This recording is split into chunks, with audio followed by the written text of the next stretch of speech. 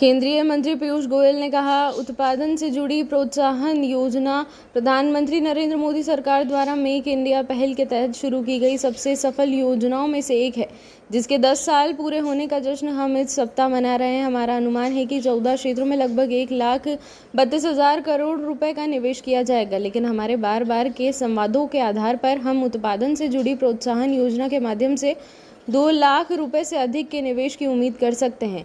हमें उम्मीद थी कि हम लगभग 11 लाख करोड़ रुपए का अतिरिक्त उत्पादन देखेंगे, लेकिन आज कुछ आंकड़े सुनकर मुझे लगता है कि घरेलू मांग और निर्यात दोनों के लिए उत्पादन भी हमारी उम्मीद से कहीं अधिक होगा। दिल्ली के मंत्री सौरभ भारद्वाज ने कहा, यह नारायणा की मुख्य सड़क है। गैंगस्टर बंदूकों के साथ एक कार शोरूम में घुस गए, 24 गोलियां चलाई गई। उन्हें कई दिनों से जबरन वसूली के फोन आ रहे हैं। उन्हें पुलिस सुरक्षा की ज़रूरत है। मुझे उम्मीद थी कि जब मैं शोरूम जाऊंगा तो मुझे शोरूम में पुलिसकर्मी दिखेंगे, लेकिन उन्हें अनाथ छोड़ दिया गया है।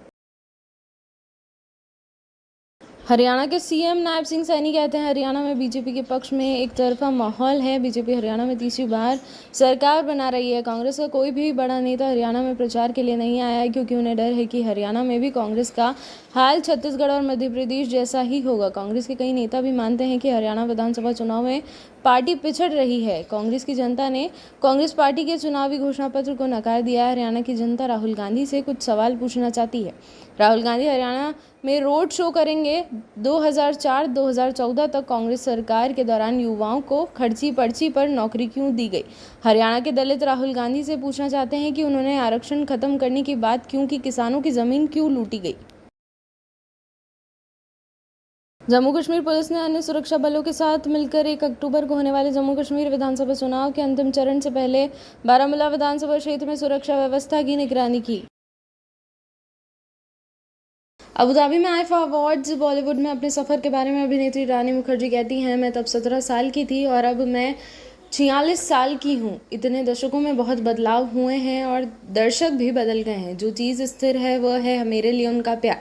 मैं इससे ज़्यादा की प्रार्थना नहीं कर सकती, क्योंकि पिछले कई सालों में उनसे मुझे जो प्यार और समर्थन मिला है उसने मुझे आगे बढ़ने में मदद की है। मैं अपने प्रशंसकों का तहे दिल से शुक्रिया अदा करती हूँ, जिन्होंने मुझे कड़ी मेहनत करने में मदद की और मेरे कौशल को बेहतर बनाने में भी मेरी मदद की। टीएमसी सांसद शत्रुघ्न सिन्हा ने कहा, भाजपा नेता महंगाई, बेरोजगारी जैसे वास्तविक मुद्दों पर बात नहीं कर रहे हैं। वे कभी अपने वादे पूरे नहीं करते। भाजपा नेता अपनी विश्वसनीयता खो चुके हैं। आने वाले दिनों में विपक्ष और भारत ब्लॉक का भविष्य सुनहरा होगा। जनता भी मानती है कि हरियाणा, कश्मीर, महाराष्ट्र और झारखंड के चुनावों में भारत ब्लॉक अच्छा प्रदर्शन करेगा। पश्चिम बंगाल की मुख्यमंत्री ममता बनर्जी ने कहा, आज मैंने कुछ बिहार, जलपाईगुड़ी, अलीपुरद्वार, दार्जिलिंग, कलिम्पंको, दक्षिण दिनाजपुर, उत्तर दिनाजपुर, मालदा, मुर्शिदाबाद में बाढ़ की स्थिति को लेकर एक महत्वपूर्ण बैठक की है। सभी से अनुरोध है कि जर्जर घरों को खाली कर दें और बिजली के तारों से भी दूर रहें। बाढ़ के कारण विधान मार्केट की 6 दुकानें जो पूरी तरह क्षतिग्रस्त हो गई हैं, उन्हें फिर से बनाने के निर्देश दिए गए हैं। आपदा प्रबंधन इन 6 दुकानों को 1-1 लाख रुपए देंगे। जिन दुकानों को कम नुकसान हुआ है उन्हें 50,000 रुपये दिए जाएंगे। सभी डीएम, जिला परिषद, पंचायत, नगर निगमों को सतर्क कर दिया गया है। डीपीआर तैयार कर ली गई है। उत्तराखंड के सीएम पुष्कर सिंह धामी ने कहा, हरियाणा के सीएम नायब सिंह सैनी ने हरियाणा के विकास के लिए कई फैसले लिए हैं। मैं जनता से अपील करता हूं कि वे भारी संख्या में भाजपा प्रत्याशी को वोट दें और हरियाणा में तीसरी बार भाजपा की सरकार बनाएं।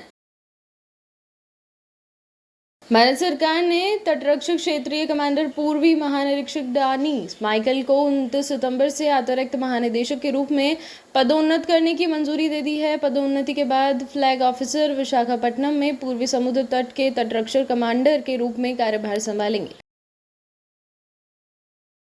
हरियाणा चुनाव पर कांग्रेस नेता और पूर्व सीएम भूपेश बघेल कहते हैं, हरियाणा में बीजेपी सरकार ने लोगों के लिए कुछ नहीं किया है। लोगों ने इसे स्वीकार कर लिया है और इसीलिए उन्होंने हरियाणा के मुख्यमंत्री को बदल दिया है। मनोहर लाल खट्टर ना तो बैनर पर हैं और ना ही कहीं प्रचार कर रहे हैं।